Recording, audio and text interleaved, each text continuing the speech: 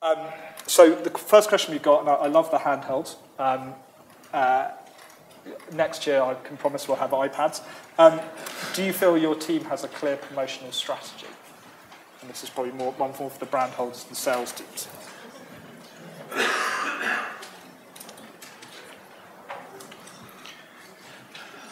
While you're just answering, is anyone can turn the lights down a bit? There's some people who actually can't see the screen. Is there anybody who can just adjust the lights a little bit? Thank you. If we can't, we can't, but we'll have a go.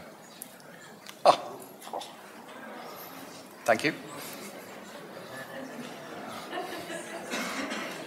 I always think speakers look better in the dark. Are you okay? Want some flashing lights?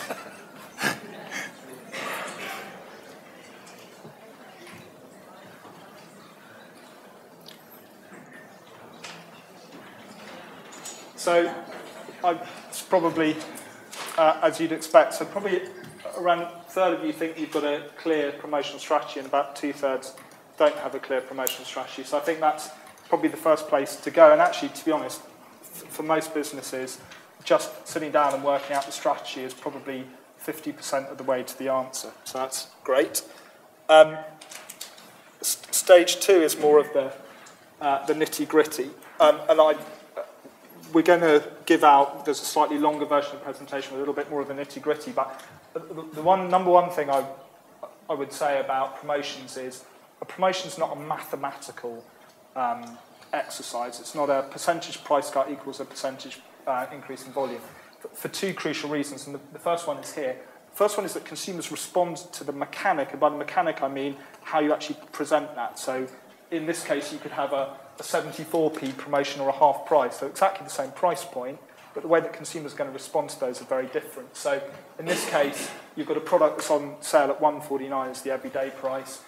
You can tell that I used to work in soft drinks. It's all £1 and £2. And consumers will respond very differently depending on whether that's a 74p or a half price.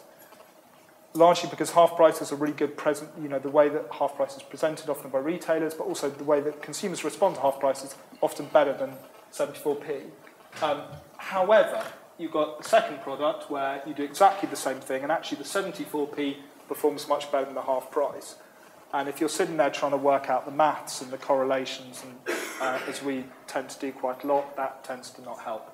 And the reason that's twofold. One is that consumers don't necessarily remember the price that the product's at. So they don't have a reference to what 74p is in relation to the product. They don't know if that's better than half price, worse than half price. In some cases, and consumers will ascribe different value to different brands, often different from the prices that are being charged. So understanding promotions at an individual promotion level is crucial. So just plotting changes in price, changes in volume, and trying to find a correlation between the two, very ineffective, will lead to kind of suboptimal decision making. You'll say, hey, last year we cut the price on average by 30%, that drove this much volume, so next year we'll cut it by 40%, and hey, we should get more volume. It doesn't always work that way. And the second thing is, which we've not referenced on here, is also in-store execution, and I know that's a point that Colin particularly is pushing, that in-store execution is variable and wonderful. In some cases, you can find you've got a product that really shouldn't be on a gondola end that suddenly appears on a gondola end, and in some cases, as we've discovered, you have a product that should be on a gondola end that's not even in the store. So for all those reasons, understanding promotions at the granular level is crucial, and that sounds pretty horrible because that's a lot of time and effort, and trying to do every single promotion that you run is going to be tough to begin with, but start with a few, build the capability. I know certainly from my days at Pepsi, the conversation to do this started with hey, can we just have a little bit of a look at it? And that was 3 years of your life and systems and spreadsheets and stuff like that. But coming out at the end of it, we'll talk about a little bit, fantastic. So this is just an example of one of the other things we do, which is build the economics. So, and this is probably worth talking through, and this is where the real value is. So most times people understand the impact of promotional lift. So that's pretty easy. You can draw a line, understand how much extra volume you sold, and the impact of the price cut. So you know what the price was before, what the price was afterwards, and you get to an idea of your promotional value.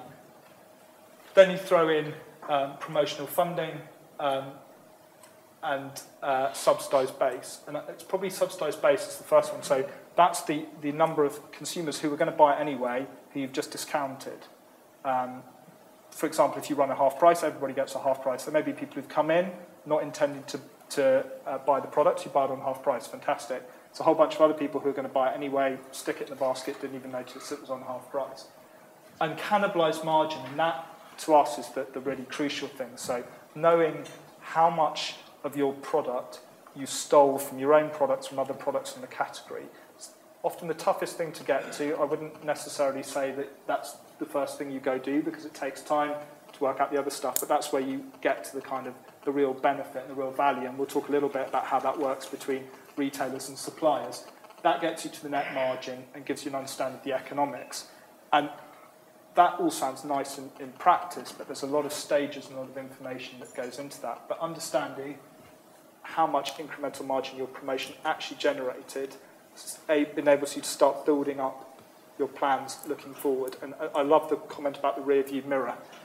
It's a comment I used once, I admit, in a meeting, and it went down badly. But it's very true that actually, although what you did in history is not necessarily the best guide to what you do going forward, it's a really good place to start. So the question I'd have for you is, how many of you feel like you've got an understanding of which of your promotions perform well? And Jason, my colleague, did point out that I hadn't defined what well was, but I'm going to leave that one to your imagination.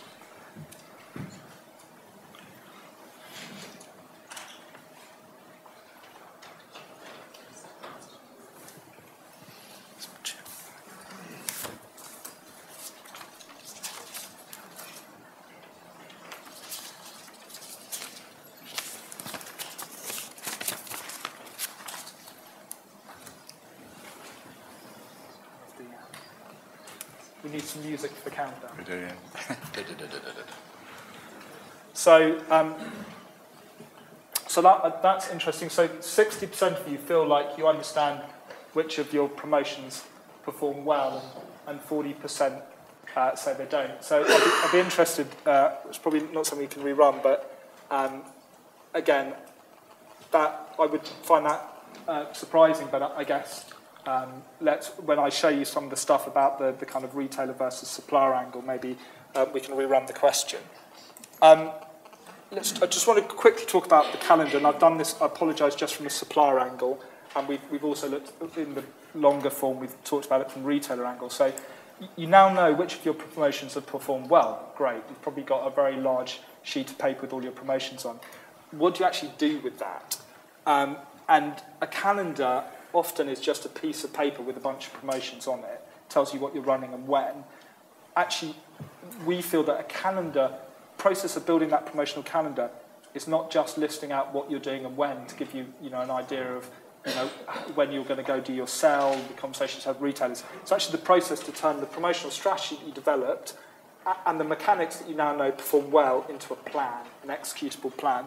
And what makes a good promotional calendar is I guess, there's a number of elements. Number one is it should encompass all the commercial activity you're doing in that retail. The number of times that I've seen, on-pack promotions at the same time as price discount promotions, all at the same time, all mixed up. I think I saw one product where it actually got to the point where consumers were paying 1p for the product if they took the on-pack and the discount promotion. There's an example I saw in America where actually Kroger couldn't work out how to give people money back on a Coca-Cola promotion because in theory it was you were getting it and getting $1 back. Second thing is it should work across retailers and channels. So we talked a little bit about people competing between sales teams. Getting ahead of that and planning that ahead of time to say, okay, we're running this promotion in this retailer and this promotion in this retailer at the same time, except this promotion is weaker than this promotion, which means this retailer will be happy, this one won't, and they will make us increase the depth of that promotion to match. So getting ahead of those sorts of discussions is crucial. Also, price discounting, as we talked about, is not the only option. There's a whole bunch of other things that you can do.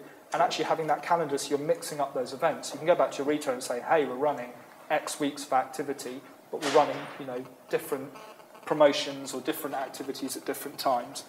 And also the pattern. So you should, having an idea of the frequency, the depth that you want to run. And also the crucial thing in all of that is sitting down at the end and this is often the real trade-off process, and it's a bit of horse trading between your account teams to say, here are all the promotions that are running, what are the cross-read implications, how can we optimise that? Because I promise you, doing that 3 months, 6 months out is a hell of a lot easier than doing it because you've got the buyer, particularly from a retailer called T on the phone, screaming about a promotion in a retailer called A. So that's the first thing. And the key thing about it is making those trade-offs. So, making trade-offs between within your brand, within channels, and within retailers. A good process will also encompass supply chain. Drawing those little charts that show this is your expected demand and this is what your factory can supply. It's very dull, very crucial. And actually making sure that your plan is supplyable, as we've talked about, out of stocks. Some of the out of stocks is about poor